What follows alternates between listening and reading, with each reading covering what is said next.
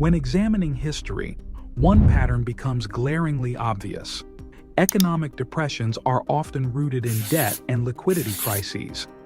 These crises are typically resolved through varying forms of monetary easing. To understand the current landscape, it's crucial to break down how monetary policy has adapted through the ages and what this means for the future. Monetary policy has operated in distinct phases. The first phase involves adjusting interest rates. When a depression hits, central banks lower rates to stimulate borrowing and spending. The second phase, known as quantitative easing, involves buying financial assets like government bonds and printing money to inject liquidity into the economy. The third and current phase involves the central bank printing significant amounts of money to purchase government bonds, financing deficits, and channeling funds into the economy through unconventional means. Looking back to the 1800s, these methods have been employed repeatedly to alleviate economic strain. In 1933, President Franklin D. Roosevelt severed the US dollar's link to gold to boost bank liquidity and stabilize the financial system. Similarly, in 1971, President Richard Nixon ended the dollar's convertibility into gold, triggering a period of significant monetary expansion.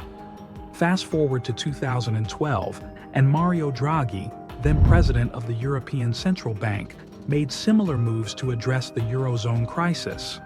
The pattern continued in 2008 with the U.S. Treasury's Troubled Asset Relief Program, TARP, and subsequent quantitative easing. These historical precedents highlight that when traditional tools like interest rate cuts reach their limits, central banks and governments resort to more aggressive measures. The key takeaway is that a zero interest rate doesn't signal the end of monetary easing.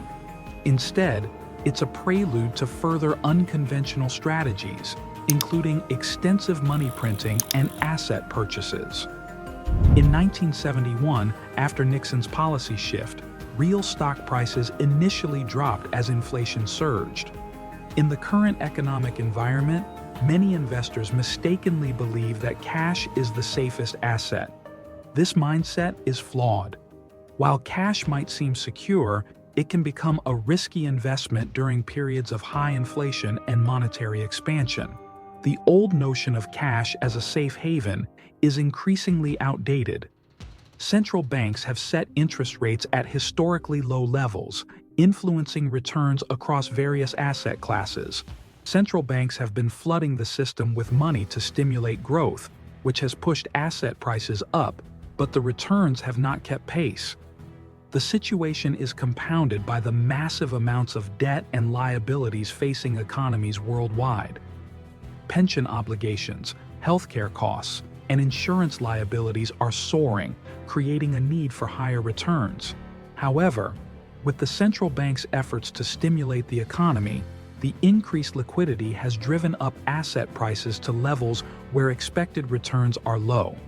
This means that while prices have risen, the potential for significant gains has diminished. Another factor to consider is volatility. The current economic system is characterized by frequent fluctuations, driven by central banks and government policies rather than traditional market mechanisms. This shift has led to increased volatility, with unpredictable swings in asset prices reflecting the uncertainty of the current economic climate. Investors must adapt to this new reality. The traditional approach of seeking high returns through aggressive asset allocation is less effective in today's environment. Instead, focusing on a well-diversified portfolio is crucial. While diversification may lead to lower overall returns compared to the past, it helps manage risk and buffer against the high volatility and uncertainty that characterizes the current market. To successfully navigate this environment, consider the following strategies. Spread investments across various asset classes to reduce risk. Even though returns may be lower, a diversified portfolio can help mitigate losses and offer more stability. Focus on balancing the portfolio to withstand market fluctuations. This may involve investing in assets that are less sensitive to economic swings or have intrinsic value. Accept that short-term returns may be modest and prepare for a longer investment horizon. Over the last 500 years, three major forces have shaped the cycle of wealth and economics, and they're as relevant today as ever. First up is the classic scenario where governments run out of money and resort to printing more. When this happens, it debases the currency, meaning it loses value.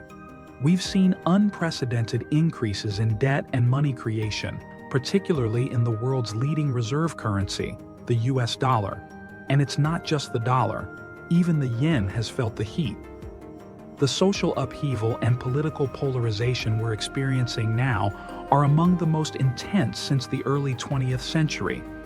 Let's address the shifting balance of global power. Post-World War II, the US emerged as the dominant superpower, holding a massive share of the world's gold and economic output. But times have changed. The rise of China and other nations, like India, has altered the global order. This shift is marked by a new era of great power competition, encompassing trade wars. Nowadays, all currencies are fiat, which means they're not backed by physical assets like gold. The US dollar is still the world's reserve currency, but no country wants its currency to appreciate too much in a climate of economic uncertainty. This often leads to a lot of money printing, which can devalue currencies and create inflation. We're currently in a phase where monetary policy is tightening, a trend expected to last around 6 to 12 months.